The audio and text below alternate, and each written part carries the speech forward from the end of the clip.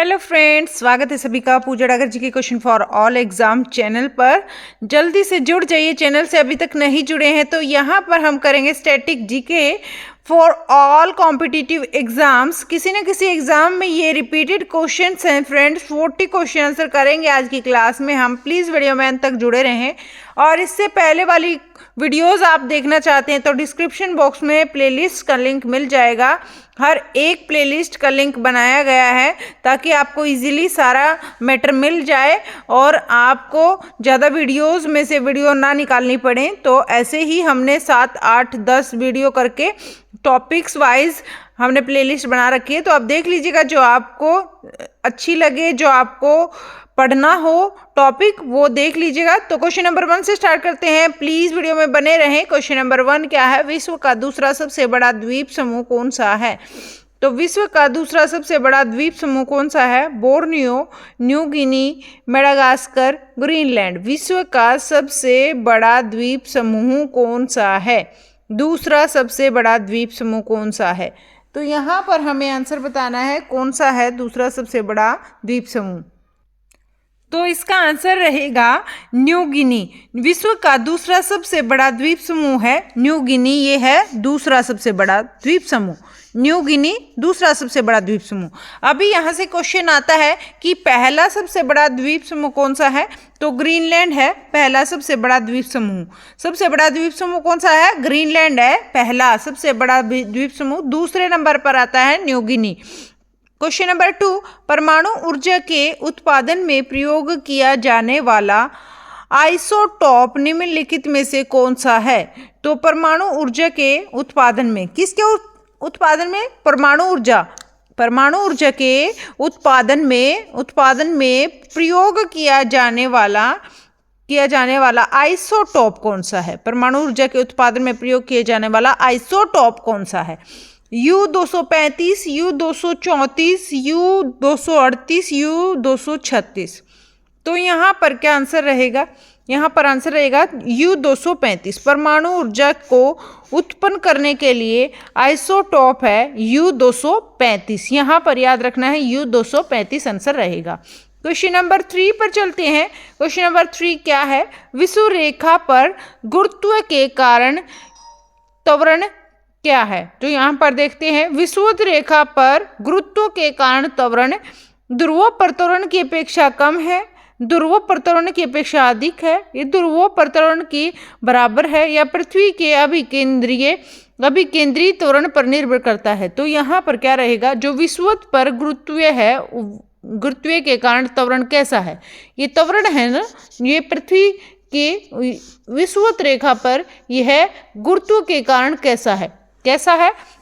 यहाँ पर आंसर रहेगा ध्रुवों पर त्वरण की अपेक्षा कम है। ध्रुवों पर त्वरण की अपेक्षा क्या है? यह है कम है।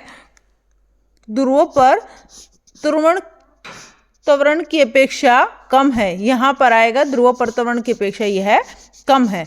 जो ध्रुवों पर है उससे कम है, यह गुरुत्व के कारण ध्रुवों पर त्वरण की अपेक्षा कम है। आगे चलते हैं क्वेश्चन नंबर 4 पर। प्लीज़ वीडियो में अंत तक जुड़े रहें और वीडियो अच्छी लगे तो प्लीज़ लाइक करें, ज़्यादा से ज़्यादा शेयर करें। क्वेश्चंस अच्छे लगे तो। क्वेश्चन नंबर 4, निम्नलिखित में से कौन सा एक न्यूक्लियन नहीं है? इनमें से कौन सा एक न्यूक्लियन नहीं है? कौन सा नहीं है? प्रोटॉन, इलेक्ट्रॉन, न्यूट्रॉन और डी पेसिट्रॉन। तो ये जो है प्रोटॉन है, इलेक्ट्रॉन है, न्यूट्रॉन है, सारे के सारे न्यूट्रॉन में आते हैं, न्यूक्लियन आते हैं सारे के सारे, लेकिन पेसिट्रॉन नहीं आता। तो डी आंसर रहेगा यहाँ पर पेसिट्रॉन। आगे चलते हैं क्वेश्चन नंबर 5, सीसा पेंसिल के निर्माण में किस सामग्री का प्रयोग किया जाता है? जो सीसा पेंसिल है, सीसा पेंसिल के निर्माण में किस सामग्री का प्रयोग किया जाता है? तो यहाँ पर किया जाता है ग्रेफाइट का, कार्बन का, सीसा का या अभ्रक का। तो यहाँ पर आंसर रहेगा ग्रेफाइट का। क्या रहेगा आंसर? ग्रेफाइट का आंसर रहेगा। ग्रेफाइट का प्रयोग किया जाता है। सीसा पेंसिल के निर्माण में किस सामग्री का प्रयोग किया जाता है? तो ग्रेफाइट का प्रयोग किया जाता है। क्वेश्चन नंबर 6 देख लेते हैं। क्वेश्चन नंबर 6 क्या है? कंप्यूटर के प्रोसेसर की गति को निम्नलिखित में से किस में मापा जाता है? जो कंप्यूटर है, कंप्यूटर में जो प्रोसेस होता है, प्रोसेसर की गति को निम्नलिखित में से किस में मापा जाता है? तो किस में मापा जाता है? यह मापा जाता है बीपीएस में, बोर्ड में, या फिर एमआईपीएस में, या हर्ट्ज में। तो यहाँ पर आंसर क्या रहेगा? कंप्यूटर के प्रोसेसर की जो है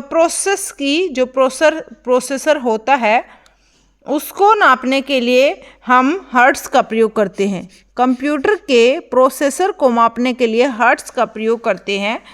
आगे चलते हैं क्वेश्चन नंबर 7 पर।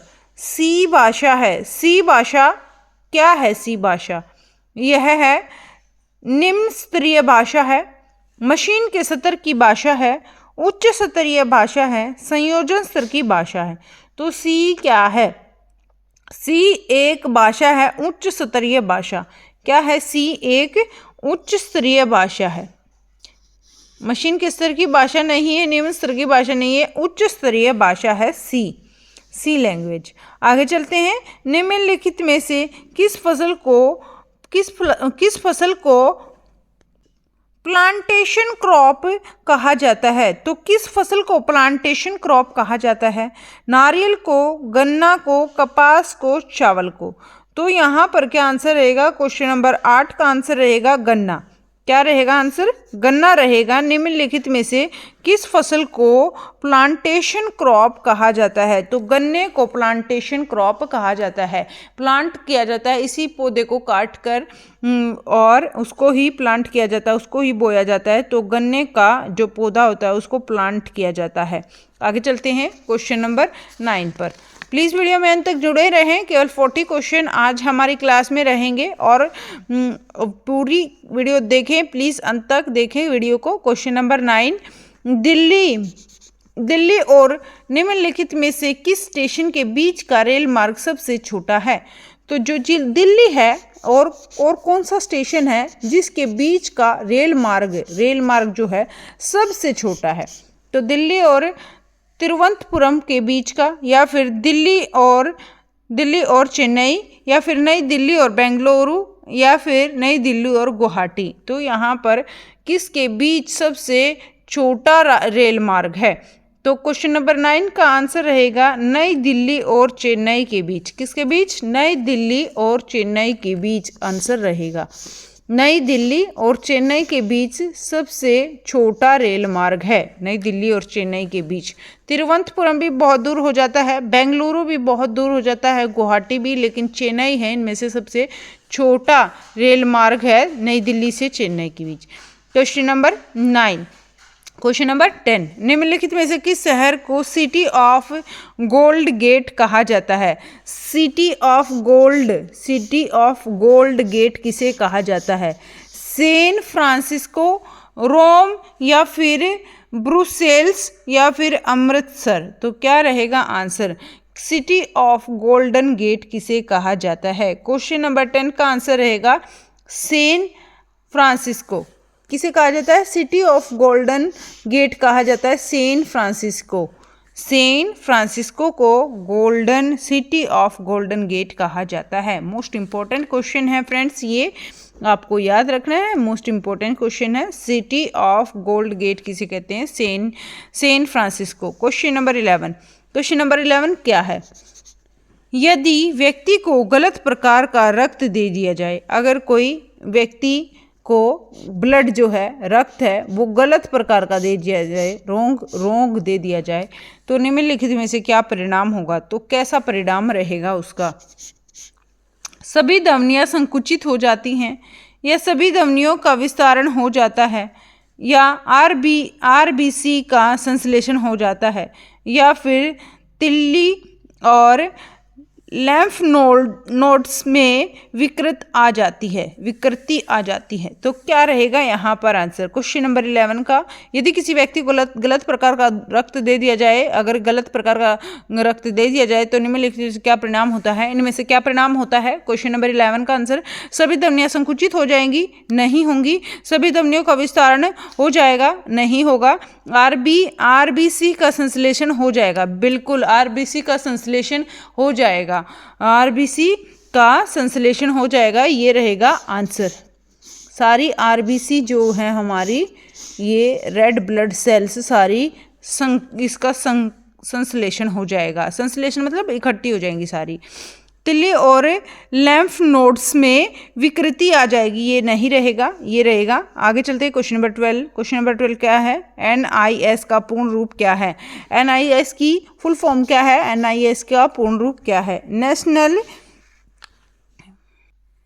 इन्फेक्शियस डिजीज सेमिनार, या फिर नेशनल इरिगेशन शेड्यूल, या फिर नेशनल इम्यूनाइजेशन शेड्यूल, या फिर नेशनल इंफॉर्मेशन सेक्टर। तो या क्या रहेगा इसका आंसर? क्वेश्चन नंबर 12 का आंसर रहेगा सी, नेशनल, एन माने national immunization schedule. National immunization schedule, ये इसकी फुल फॉर्म NIS की फुल फॉर्म रहेगी। क्वेश्चन नंबर 13 देख लेते हैं। 13 क्वेश्चन क्या है? यदि किसी व्यक्ति को बंदूक की गोली लगने पर उसके शरीर से सभी गोलियां नहीं निकाली जाए तो क्या होता है? इसके कारण उसके शरीर में जहर फैल जाएगा। तो जो जहर फैल जाएगा वो किसके कारण फैल जाएगा? किसके कारण? जब किसी व्यक्ति को अगर गोली लग जाए और उसको नहीं निकाला जाए तो पूरे शरीर में जहर फैल जाएगा। तो शरीर में जो जहर फैल जाएगा वो किसके कारण फैलेगा? पारा के कारण, लोहा के कारण, सीसा के कारण, या फिर आर्सेनिक के कारण। तो क्या रहेगा इसका आंसर? क्वेश्चन नंबर 13 का आंसर रहेगा आर्सेनिक के कारण। ये आर्सेनिक है, इसकी वजह से पूरे शरीर में जो है जहर फैल जाएगा आर्सेनिक के कारण। क्वेश्चन नंबर 14, दाद की बीमारी निम्नलिखित में से किस प्रकार की होती है? जो दाद होती है, शरीर में दाद हो जाते हैं, तो दाद की बीमारी जो होती है वह निम्नलिखित में से किस प्रकार की होती है? तो किस प्रकार की होती है? A bacterial, B viral, C protozoan, D fungal. तो किस वजह से होती है दाद की बीमारी हमारे शरीर पर? तो ये होती है फंगल की वजह से। किस वजह से होती है? फंगल की वजह से दाद की बीमारी हमारे शरीर पर होती है, फंगल की वजह से।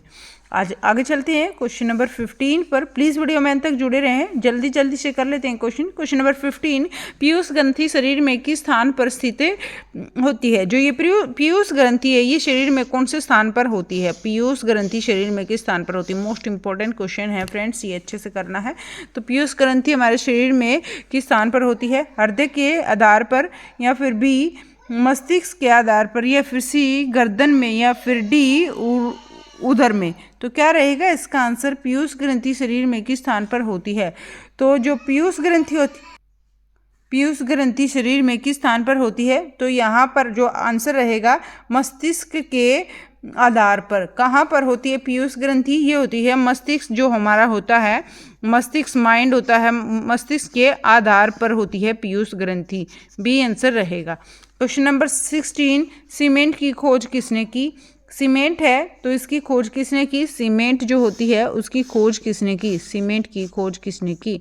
तो सीमेंट की खोज की अगास्टिट, या फिर ए अगासिट, या फिर बी जोसेफ आस्पदीन, या फिर सी एल्बर्ट्स मैग्नस, या फिर डी जेनसिन। तो क्या रहेगा आंसर? सीमेंट की खोज किसने की?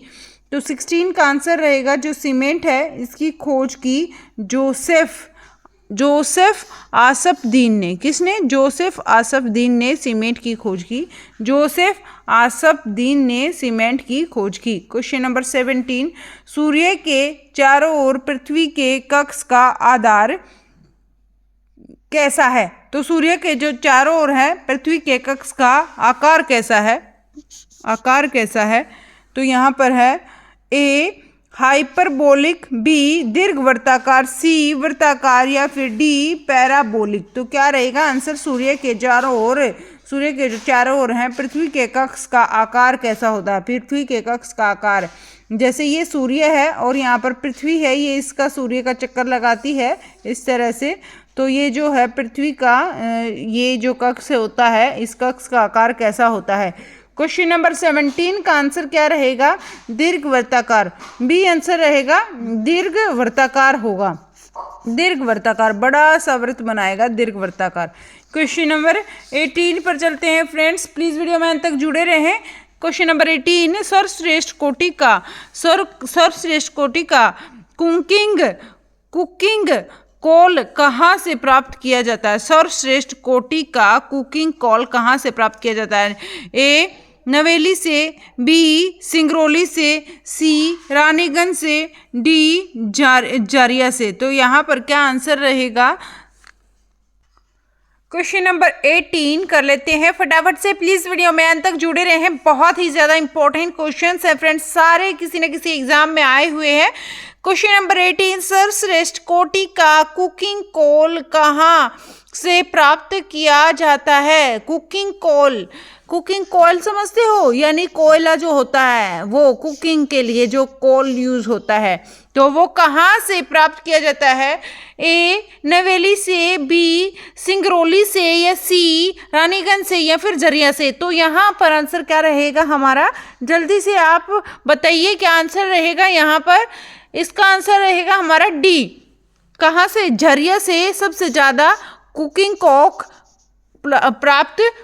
कॉल प्राप्त होता है सबसे ज्यादा झरिया से। आगे चलते हैं क्वेश्चन नंबर 19 पर। क्वेश्चन नंबर 19 क्या है? गुजरात भारत में नमक का सबसे बड़ा उत्पादक क्यों है? जो गुजरात है भारत में सबसे बड़ा नमक का उत्पादक ये जगह क्यों है? गुजरात भारत के सबसे बड़े नमक का उत्पादक क्यों है? ए गुजरात के पास सबसे अधिक शुष्क तटीय क्षेत्र है, या यहाँ का समुद्री जल अधिक खारा है, या फिर गुजरात के किसान नमक बनाने में अधिक कुशल हैं, या फिर गुजरात में उथले समुद्र का सर्वाधिक क्षेत्र है।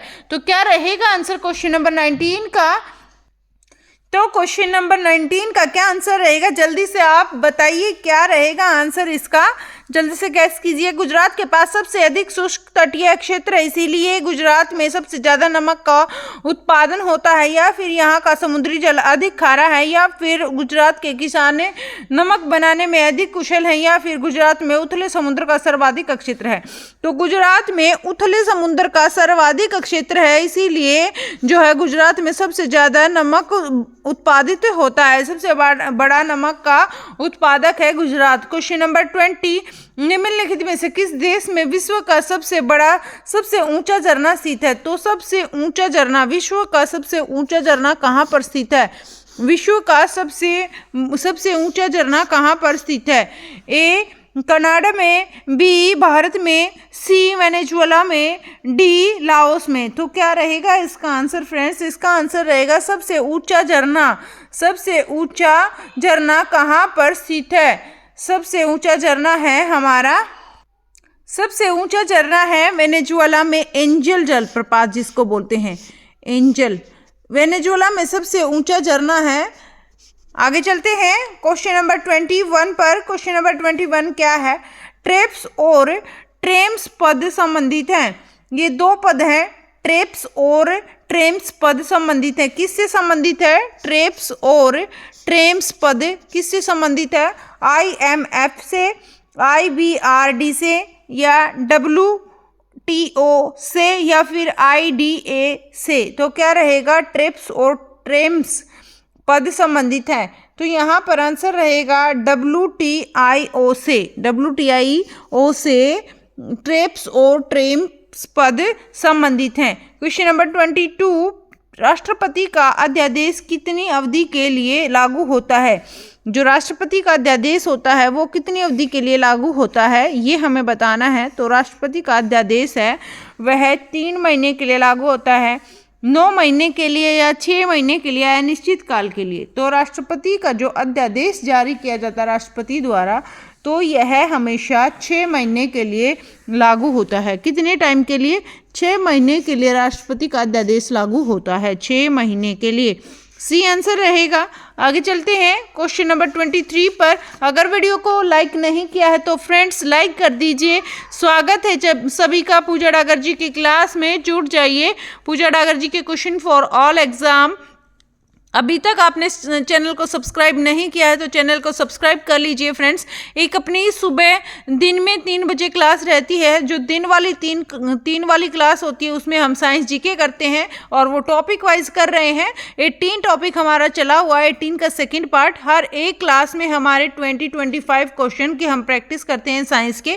तो आप वो वीडियोज़ भी ज़रूर देखा करें और उस टाइम पर भी प्रीमियर पर पक्का से आया करें क्लास में। और ये जो 8 बजे वाली क्लास होती है यहाँ पर हम जीके करते हैं केवल, तो हर एक 8 सब्जेक्ट की जीके रहती है। यहाँ पर स्टैटिक जीके भी हम करते हैं जो कि हर एक एग्ज़ाम में पूछी जाती है। आप किसी भी जॉब के लिए या कहीं भी स्कूल में कहीं भी कॉम्पिटिटिव एग्ज़ाम में पार्ट कर लो, वहीं जीके के क्वेश्चन पूछे जाते हैं। तो ये आपके लिए बहुत ज़्यादा यूज़फुल रहेगा चैनल, क्योंकि यहाँ पर आप हर एक सब्जेक्ट की जीके कर रहे हैं, जो कि साइंस जीके ले लो या फिर ज्योग्राफी जीके ले लो या फिर history GK, polity GK, eco GK, हर एक प्रकार की जीके आपको यहाँ एक ही चैनल पर देखने को मिलती है। तो चैनल को जल्दी से सब्सक्राइब कर लीजिए। क्वेश्चन नंबर 23 देख लेते हैं। प्लीज़ वीडियो में अंत तक जुड़े रहें, केवल 40 क्वेश्चन आज की क्लास में रहेंगे। 23 क्वेश्चन क्या है? बिना विराम चलने वाली पहली वातानुकूलित रेलगाड़ी दुरांतो निम्नलिखित में से किस स्थान के बीच चलाई गई थी? जो है पहली वातानुकूलित, कौन सी पहली वातानुकूलित रेलगाड़ी, कौन सी रेलगाड़ी थी? दुरांतो रेलगाड़ी किन के बीच चलाई गई, किन क्षेत्रों के बीच चलाई गई? ए सियाल नई दिल्ली, या फिर बेंगलुरु से हावड़ा, या फिर मुंबई से हावड़ा, या फिर चेन्नई से नई दिल्ली। तो क्या रहेगा आंसर क्वेश्चन नंबर 23 का? इसका आंसर क्या रहेगा? ये जो दुरांतो रेल चलाएगी, वातानुकूलित रेल, निम्नलिखित में से किन स्थानों के बीच चलाएगी? तो किन स्थानों के बीच चलाएगी? यह चलाएगी सियालदह से नई दिल्ली के बीच चलाएगी। सियालदह से नई दिल्ली के बीच यह रेल चलाएगी। क्वेश्चन नंबर 24, निम्नलिखित में से किस फसल को प्रति हेक्टेयर सर्वाधिक जल की आवश्यकता होती है? तो निम्नलिखित में से किस फसल को प्रति हेक्टेयर सर्वाधिक जल की आवश्यकता, सबसे ज़्यादा जल की आवश्यकता किस फसल को होती है? जौ को, गन्ना को, मक्का को, गेहूं को? तो सबसे ज़्यादा जल की ज़रूरत होती है गन्ने को। किसको? गन्ने को सबसे ज़्यादा जल की ज़रूरत पड़ती है। कौन सी फसल को? गन्ने की फसल को सबसे ज़्यादा जल की आवश्यकता पड़ती है। प्रति हेक्टेयर सर्वाधिक जल की आवश्यकता गन्ने को पड़ती है। क्वेश्चन नंबर 25, निम्नलिखित में से किस बांध में ऊंचाई का उत्पादन सिंचाई के लिए आवश्यक मात्रा से भी अधिक होता है? तो आवश्यक मात्रा से भी अधिक होता है। निम्नलिखित में से किस बांध में, कौन सा बांध ऐसा है जिसमें ऊर्जा का उत्पादन, जो ऊर्जा है उसका उत्पादन सिंचाई के लिए आवश्यक मात्रा से अधिक होता है? यानी जो ऊर्जा बांध में जो ऊर्जा हम बनाते हैं, विद्युत उत्पन्न करते हैं, ऊर्जा का उत्पादन सिंचाई से ज़्यादा अधिक ऊर्जा उत्पादन किया जाता है। तो ऐसे जो है बांध कौन सा है? गांधी सागर है, पेरियार है, हीराकुंड है, या फिर तुंगभद्रा है? तो यहाँ पर क्या आंसर रहेगा? तो यहाँ पर आंसर रहेगा ए, गांधी सागर। गांधी सागर ऐसा बांध है जहाँ पर सिंचाई के लिए इस पानी का कम प्रयोग किया जाता है, लेकिन ऊर्जा का जो उत्पादन है उसके लिए सबसे ज़्यादा प्रयोग किया जाता है। तो गांधी सागर आएगा आंसर। क्वेश्चन नंबर 26 देख लेते हैं। 26 क्वेश्चन क्या है? पृथ्वी की विषुवत रेखा के स्थानों पर सूर्य की किरणें सर्वाधिक गर्म क्यों होती है? पृथ्वी की जो विषुवत रेखा है, भूमध्य रेखा जिसको बोलते हैं, भूमध्य रेखा के स्थानों पर सूर्य की किरणें सर्वाधिक गर्म क्यों होती है? पृथ्वी की सतह पर सूर्य की किरणें सीधी पड़ती हैं, या सूर्य से इसकी दूरी बहुत कम होती है, या फिर ए और बी दोनों, या इसमें से कोई नहीं? तो 26 का आंसर क्या रहेगा? ए और बी दोनों रहेगा। ए और बी दोनों रहेंगे। जो विषुवत रेखा है उस पर जो है ज़्यादा गर्मी होती है, विषुवत रेखा के स्थानों पर सूर्य की सर्वाधिक गर्मी क्यों होती है? पृथ्वी की सतह पर सूर्य की किरणें सीधी पड़ती हैं। पृथ्वी की जो सतह होती है उस पर सूर्य की किरणें सीधी पड़ती है और सूर्य से उसकी दूरी बहुत कम होती है, और सूर्य से जो विषुवत रेखा है इसकी दूरी बहुत कम होती है, इसीलिए यहाँ पर ज़्यादा गर्मी पाई जाती है। क्वेश्चन नंबर 27, भारत और संयुक्त राज्य ने निम्नलिखित में से किस से संबंधित करार को अंतिम रूप देने का निर्णय लिया है? तो भारत और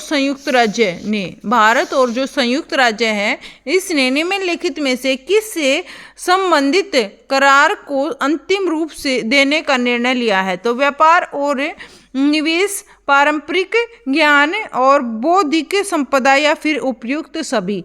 तो क्या आंसर रहेगा? 27 का आंसर रहेगा उपयुक्त सभी। भारत और संयुक्त राज्य ने निम्नलिखित में से किस से संबंधित करार को अंतिम रूप देने की जो है निर्णय लिया है? व्यापार और निवेश को, पारंपरिक ज्ञान को और बौद्धिक संपदा को। उपयुक्त सभी आएगा यहाँ पर आंसर, डी आंसर रहेगा। आगे चलते हैं क्वेश्चन नंबर 28। निम्नलिखित में से कौन सा राज्य नर्मदा नदी की घाटी का हिस्सा नहीं है? तो इनमें से कौन सा राज्य नर्मदा जो नदी है उसकी घाटी का हिस्सा नहीं है? नर्मदा नदी की घाटी का हिस्सा मध्य प्रदेश, गुजरात, राजस्थान, महाराष्ट्र। तो क्या रहेगा यहाँ पर आंसर हमारा? क्वेश्चन नंबर 28 का आंसर रहेगा जो नर्मदा नदी है यह राजस्थान में नहीं है। तो राजस्थान का जो हिस्सा है नर्मदा नदी की घाटी का हिस्सा नहीं है। राजस्थान का हिस्सा नर्मदा नदी की घाटी का हिस्सा नहीं है। मध्य प्रदेश, गुजरात और महाराष्ट्र ये तीनों नर्मदा नदी की घाटी का हिस्सा हैं। Question number 29। निम्नलिखित में से कौन सा देश ट्विटर के लिए तीसरा सबसे बड़ा बाजार है? तो तीसरा सबसे बड़ा बाजार है। निम्नलिखित में से कौन सा देश ट्विटर के लिए, किसके लिए? ट्विटर के लिए। निम्नलिखित में से कौन सा देश ट्विटर के लिए तीसरा सबसे बड़ा बाजार है? तो तीसरा सबसे बड़ा बाजार कौन सा है? चीन है, ब्राजील है, भारत है, इंडोनेशिया है। तो निम्नलिखित में से कौन सा देश ट्विटर के लिए तीसरा सबसे बड़ा बाजार है? ट्विटर के लिए तीसरा सबसे बड़ा बाजार क्या है? चीन है, ब्राजील है, भारत है, इंडोनेशिया है। तो यहाँ पर आंसर रहेगा हमारा भारत। क्या रहेगा? भारत रहेगा। तीसरा सबसे बड़ा बाजार है ट्विटर के लिए, तीसरा सबसे बड़ा बाजार है भारत। आगे चलते हैं क्वेश्चन नंबर 30। दो देशों के बीच वस्तु विनिमय, एक्सचेंज ऑफ कमोडिटी को क्या कहा जाता है? तो यहाँ पर व्यापार शेष कहा जाता है, व्यापार परिणाम कहा जाता है, द्विपक्षीय व्यापार कहा जाता है, बहुपक्षीय व्यापार कहा जाता है। दो देशों के बीच जो वस्तु विनिमय होता है यानी जो एक्सचेंज करते हैं वस्तुएं, तो उसको क्या कहते हैं? व्यापार शेष कहते हैं, व्यापार परिणाम कहते हैं, ये द्विपक्षीय व्यापार कहते हैं, बहुपक्षीय व्यापार कहते हैं। तो उसको क्या कहते हैं? यहाँ पर रहेगा द्विपक्षीय व्यापार। दोनों तरफ से व्यापार होता है, जो है दोनों तरफों से जो वस्तुएं इधर से उधर दी जाती हैं, तो द्विपक्षीय व्यापार यह रहता है वस्तु विनिमय का, यानी एक एक्सचेंज कर लेते हैं वस्तुएं आपस में। तो क्वेश्चन नंबर 31 है, पर्वतीय हिल स्लोप्स पर मृदा अपवर्तन को किस प्रकार से नियंत्रित किया जाता है? जो पर्वत होते हैं, पहाड़ियाँ होती हैं, वहाँ पर ज़्यादा मात्रा में, जैसे ये पहाड़ है, यहाँ पर ज़्यादा मात्रा में जो मृदा का अपवर्तन ज़्यादा होता है। तो यह क्यों, इसमें किस प्रकार से नियंत्रित हम कर सकते हैं? वन रोपण करके, पट्टीदार खेती बनाकर, सोपान कृषि करके, या फिर समोच्च रेखीय जुताई करके। तो यहाँ पर आंसर क्या रहेगा? इसका आंसर रहेगा सोपान कृषि करके। कैसे? सोपान कृषि करके हम मृदा अपवर्तन से हम बचा सकते हैं पर्वतीय क्षेत्रों को। यहाँ पर सोपान कृषि आएगी। कैसी आएगी? सोपान कृषि आएगी। आगे चलते हैं क्वेश्चन नंबर 32 पर। 32 क्वेश्चन क्या है? ज्योग्राफी शब्द किसने निर्मित किया? जो ज्योग्राफी शब्द है यह किसने निर्मित किया? यह क्या टॉलमी ने, हेकाटस ने और इरेटस्थनीज ने, हेरोडोटस ने। तो ज्योग्राफी शब्द किसने निर्मित किया? तो किसने निर्मित किया? 32 का क्या आंसर रहेगा? इसका आंसर रहेगा सी, इरेटस्थनीज आएगा इसका आंसर। ज्योग्राफी शब्द किसने निर्मित किया? इरेटस्थनीज ने ज्योग्राफी शब्द निर्मित किया। आगे चलते हैं क्वेश्चन नंबर 33। इंपॉर्टेंट क्वेश्चन है ये। ज्योग्राफी शब्द का जो है निर्माता कौन है? इरेटस्थनीज है। क्वेश्चन नंबर 33 देख लेते हैं। प्लीज़ वीडियो में अंत तक जुड़े रहें। केवल 40 क्वेश्चन है, यही क्वेश्चन अपने बचे हैं, केवल 7 ही क्वेश्चन बचे हैं, तो प्लीज़ वीडियो में अंत तक जुड़े रहें। निम्नलिखित में से किस देश का लोहा और स्टील उद्योग लगभग पूरी तरह से आयातित कच्चे माल पर निर्भर करता है। तो पूरी तरह से आयातित कच्चे माल पर, आयात मतलब मंगवाना, निर्यात मतलब भेजना, तो इसी से आयात करना यानी आयात कच्चे माल पर निर्भर करता है। तो यहाँ पर क्वेश्चन बिल्कुल ध्यान से देखना, निम्नलिखित में से किस देश का लोहा, कौन से देश का लोहा और स्टील, कौन से देश का लोहा और स्टील लगभग पूरी तरह से आयातित कच्चे माल पर निर्भर करता है। जब कच्चा माल ही नहीं मिलेगा तो फिर वह लोहा और स्टील का उत्पादन नहीं कर सकते, इसीलिए पूरा का पूरा डिपेंड करता है आयातित कच्चे माल पर। तो यहाँ पर रहेगा ब्रिटेन रहेगा, पोलैंड रहेगा, या फिर जापान रहेगा, या फिर जर्मनी रहेगा। क्वेश्चन नंबर 33 का आंसर रहेगा जापान। जापान जो देश है यह बिल्कुल डिपेंड है कच्चे माल पर, अगर कच्चे माल नहीं आएगा तो वह लोहा और स्टील का उत्पादन नहीं कर सकता, तो जापान आएगा। क्वेश्चन नंबर 34 है, उस स्थान को क्या कहते हैं जहां नदी और समुद्र का जल मिलता है। ऐसा स्थान क्या कहलाता है जहां पर जो नदी है और समुद्र है दोनों का जल आपस में मिल जाता है। डेल्टा कहते हैं, या फिर हार्बर कहते हैं, या फिर एस्चुरी कहते हैं, या फिर स्ट्रेटर कहते हैं। तो क्या कहते हैं इसको? क्वेश्चन नंबर 34 का क्या आंसर रहेगा? इसका आंसर रहेगा एस्चुरी कहते हैं, ज्वार नदमुख कहते हैं, जहां पर नदी और समुद्र का जल मिल जाता है उसे कहते हैं एस्चुरी। मोस्ट इम्पोर्टेंट क्वेश्चन है फ्रेंड्स, ये जो है ऐसा जो जगह है जहां नदी और समुद्र, मोस्ट इम्पोर्टेंट क्वेश्चन है, जहां पर नदी और समुद्र का जल मिलता है उसको क्या कहते हैं? ना तो उसको डेल्टा कहते हैं, ना उसको हार्बर कहते हैं, ना ही उसको स्ट्रेट कहते हैं, यहाँ आएगा एस्चुरी कहते हैं, ज्वार नदमुख कहते हैं। क्या कहते हैं? एस्चुरी। क्वेश्चन नंबर अगर इंग्लिश में आए तो एस्चुरी आएगा, हिंदी में आए तो ज्वार नदमुख आएगा। क्वेश्चन नंबर 35, कौन सा देश विश्व में सर्वाधिक सोने का उत्पादन करता है? ऐसा कौन सा देश है जो विश्व में सबसे ज़्यादा सोने का उत्पादन करता है? तो यहाँ पर आएगा ब्राज़ील, दक्षिणी अफ्रीका, कनाडा, अमेरिका। तो सबसे ज़्यादा जो अफ्रीका देश है यह सबसे ज़्यादा मात्रा में सोने का उत्पादन करता है। क्या अफ्रीका देश ऐसा है सबसे ज़्यादा सोने का उत्पादन करता है? क्वेश्चन नंबर 36 क्वेश्चन क्या है? 4 ही क्वेश्चन बचे हैं फ्रेंड्स। वीडियो को लाइक करना ना भूलें और ज़्यादा से ज़्यादा शेयर करें, और चैनल पर नए हैं तो चैनल को सब्सक्राइब कर लें।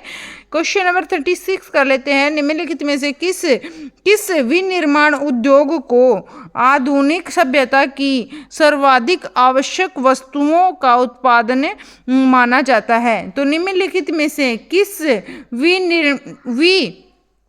विनिर्माण उद्योग को आधुनिक सभ्यता की सर्वाधिक आवश्यक वस्तु का उत्पादक माना जाता है? रसायन को, पेट्रोकेमिकल को, लौह और इस्पात को, और कपड़ा को। तो क्या रहेगा आंसर? क्वेश्चन नंबर 36 का आंसर रहेगा लोहा और इस्पात। सबसे ज़्यादा सर्वाधिक आवश्यक वस्तुओं का उत्पादन लोहे और इस्पात से होता है। लोहे और इस्पात से सर्वाधिक आवश्यक वस्तुओं का, सबसे ज़्यादा जो आवश्यक वस्तुएं हैं उनका उत्पादन होता है लोहे और इस्पात से। तो यह बहुत ही ज़्यादा इम्पोर्टेंट है, जो है आधुनिक सभ्यता के लिए सबसे ज़्यादा इम्पोर्टेंट है लोहा और इस्पात। क्वेश्चन नंबर 37 देख लेते हैं। क्वेश्चन नंबर 37 क्या है? 37 है, निम्नलिखित में से किसको भारत का पारिस्थितिकी तपत कहा जाता है? तो भारत का पारिस्थितिकी तपत स्थल किसे कहते हैं? पश्चिमी घाट को कहते हैं, पश्चिमी हिमालय को कहते हैं, पूर्वी घाट को कहते हैं, या फिर पूर्वी हिमालय को कहते हैं? भारत का पारिस्थितिक तपत स्थल किसे कहते हैं? तो यहाँ पर आंसर रहेगा पश्चिमी घाट को कहते हैं भारत का पारिस्थितिकी तपत स्थल। पश्चिमी घाट को भारत का पारिस्थितिकी तपत स्थल कहते हैं, पश्चिमी घाट को। क्वेश्चन नंबर 38 करते हैं। 38 क्या है? मानचित्र बनाने में कला और विज्ञान को क्या कहा जाता है? जो ये मानचित्र बनाने की जो कला होती है और विज्ञान होता है उसको क्या कहते हैं? उसको कहते हैं ए सुदूर सुग्राही, या बी फोटोग्रामिति, या फिर सी मानचित्र कला, या फिर मानचित्रण। तो क्या कहते हैं? मानचित्र बनाने की कला और विज्ञान को क्या कहते हैं? इसको कहते हैं मानचित्र कला। क्या कहते हैं, मानचित्र कला कहते हैं। मानचित्र बनाने की कला और विज्ञान को मानचित्र कला कहते हैं, याद रखना है, मानचित्र कला कहते हैं। क्वेश्चन नंबर 39 क्वेश्चन क्या है, पृथ्वी कितनी पुरानी है, इसका निर्धारण किस प्रकार किया जाता है। पृथ्वी कितनी पुरानी है, इसका जो निर्धारण करते हैं हम, तो कैसे हम इसका निर्धारण करते हैं, भूवैज्ञानिक समय मानक द्वारा, या फिर गुरुत्वाकर्षण पद्धति द्वारा, या फिर रेडियोमेट्रिक काल निर्धारण द्वारा, या फिर जीवाश्म पद्धति द्वारा। तो हम कैसे पता लगाते हैं कि पृथ्वी कितनी पुरानी है, इसका निर्धारण हम किस प्रकार करते हैं। तो इसका निर्धारण करते हैं 39 का आंसर रहेगा रेडियोमेट्रिक काल निर्धारण के द्वारा। किसके द्वारा, रेडियोमेट्रिक काल के निर्धारण के द्वारा हम यह पता लगाते हैं, रेडियोमेट्रिक काल के निर्धारण के द्वारा हम पता लगाते हैं कि हमारी जो पृथ्वी है वह कितनी पुरानी है, रेडियोमेट्रिक काल। आगे चलते हैं, question number 40 last and final question कर लेते हैं फ्रेंड्स। क्वेश्चन वीडियो को लाइक करना ना भूलें और शेयर करना ना भूलें। क्वेश्चन नंबर 40, अशोक के किस बौद्ध साधु से प्रभावित होकर बौद्ध धर्म अपनाया। अशोक जो हैं, अशोक जो राजा थे, कलिंग युद्ध जिन्होंने लड़ा था, तो अशोक के किस बौद्ध साधु से प्रभावित होकर, किस बौद्ध साधु से वो प्रभावित होकर उन्होंने बौद्ध धर्म अपना लिया था। ए विष्णु गुप्त, बी ब्रह्मगुप्त, सी उपागुप्त, या फिर डी वृद्धर्थ। तो क्या रहेगा आंसर, यहाँ पर आंसर रहेगा उपागुप्त। उपागुप्त से प्रभावित होकर उन्होंने बौद्ध धर्म को अपना लिया था। किसको, उपागुप्त से प्रभावित होकर उन्होंने बौद्ध धर्म को अपना लिया था। किसने, अशोक ने बौद्ध धर्म को अपना लिया था उपागुप्त के जो है प्रभावित होकर, उपागुप्त से प्रभावित होकर। Thank you so much friends, video में अंत तक जुड़े रहने के लिए थैंक यू है आप सभी का, धन्यवाद। और वीडियो को ज़्यादा से ज़्यादा शेयर करें, लाइक करें, कमेंट करें कैसे आपको क्वेश्चंस लगे, समझ आए या नहीं आए हैं। अगर किसी भी जो टॉपिक से आप रिलेटेड वीडियो चाहते हैं तो आप प्लीज़ कमेंट बॉक्स में मेंशन कीजिएगा, आपको उसी टॉपिक से रिलेटेड वीडियो मिल जाएगी। और हंसते रहें, मुस्कुराते रहें। और फ्रेंड्स, अपनी 2 क्लास होती हैं, जो न्यू सब्सक्राइबर्स हैं उनको मैं बता देती हूँ।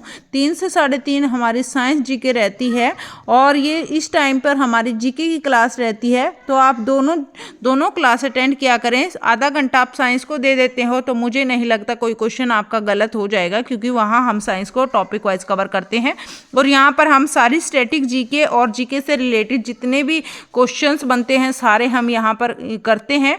तो आप ज्वाइन कर लीजिए चैनल को, अभी तक ज्वाइन नहीं किया है। और सुबह अपनी करंट अफेयर शॉर्ट्स रहती है फ्रेंड्स, प्लीज़ उसको भी आप लाइक करें और वो भी आप देखा करें। करंट अफेयर शॉर्ट्स रहती है हमारी, शॉर्ट्स एक बिल्कुल 15 सेकंड की शॉर्ट्स डालती हूँ मैं करंट अफेयर की सुबह। तो अप टू डेट भी आप रहो, उसको भी आप पढ़ लिया करो।